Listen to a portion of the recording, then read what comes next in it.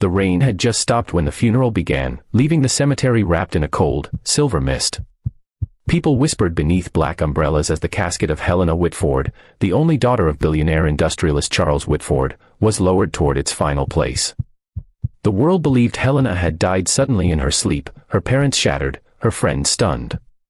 But just as the priest raised his hand to give the last blessing, a man in a worn, neon-green garbage collector's uniform stumbled forward, his boots sinking into the wet grass.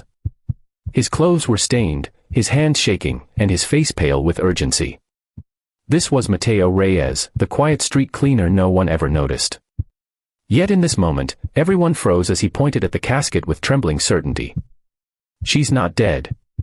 If you believe in kindness, miracles, and second chances, please like, comment, share, and subscribe to Kindness Corner. And tell us in the comments, where are you watching from? The mourners stiffened as Mateo stood there, soaked in rain and fear, but driven by something deeper than pride or hesitation. He was not a man accustomed to speaking in front of wealthy crowds or powerful families. He lived in the shadows of a society that barely noticed him. Yet today, everything depended on him being heard. Helena's father glared at him with a mixture of disbelief and fury, but Mateo's gaze did not waver. He had spent years cleaning the same streets where Helena often walked her dog, where she smiled at him as if he were not invisible, where she paused to ask him about his day while others shielded their eyes. She was the only person who ever treated him like a human being, and he knew something about her condition that no one else seemed to notice. Mateo recounted the night he found Helena slumped on a park bench, pale but breathing faintly. He had called an ambulance, stayed by her side, and insisted the paramedics check her pulse twice because it was so shallow it nearly faded every few seconds. He remembered the medic mentioning a rare condition that caused temporary comas with almost undetectable signs of life.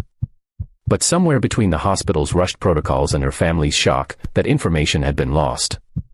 When the doctor later announced her passing, Mateo had been pushed aside, told that he must be mistaken, told that he had no authority to question the hospital's judgment.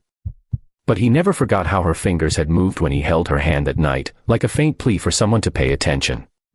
Now, standing before the open grave, he begged them to reconsider.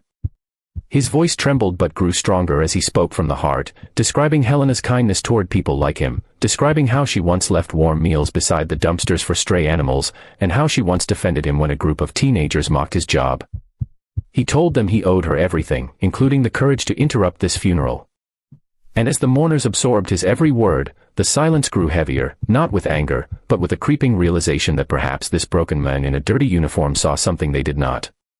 The priest signaled for the casket lid to be opened again, despite the objections of a few nervous relatives. Charles Whitford, shaken by the depth of Mateo's conviction, nodded reluctantly. The lid rose slowly, revealing Helena's serene face, her auburn hair resting gently around her. Her mother covered her mouth, preparing herself for nothing more than another heartbreak. But Mateo stepped forward, staring closely. He urged them to place a small mirror beneath her nose. For a long, breath-holding moment, nothing happened. Then, so faintly it seemed like imagination, a tiny patch of fog touched the corner of the glass. Chaos erupted. Doctors were summoned from the funeral guests. A pulse was checked, and though almost non-existent, it was there. Helena was rushed out of the cemetery in a blur of cries, running footsteps, and collapsing knees. Mateo stood frozen as the ambulance sped away, his heart pounding not with fear, but with fragile hope that he might have saved her life. Hours later, in a stark hospital corridor, Charles found Mateo sitting alone on a metal bench, drenched and trembling. For the first time, the billionaire saw him not as a garbage collector, but as the man who had noticed what no expert did. Helena had slipped into a rare metabolic coma that mimicked death, and Mateo's intervention had prevented a nightmare no family could ever recover from. The weight of gratitude brought tears streaming down Charles's face. He sat beside Mateo, not above him, thanking him with a sincerity that could never be repaid with money.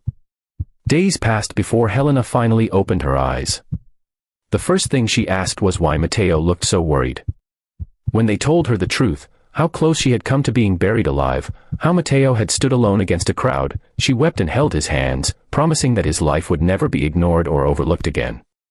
Her survival became a moment that spread across the city, a symbolic reminder that dignity and humanity were not tied to wealth or status, but to courage, compassion, and the willingness to speak the truth even when no one listens.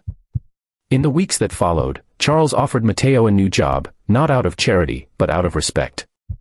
Matteo refused anything that elevated him unfairly, but accepted a position overseeing community outreach programs Helena wanted to build, programs that fed the homeless, offered job training, and ensured people like Matteo were seen, heard, and valued. The once invisible garbage collector now stood at the heart of a mission that changed countless lives.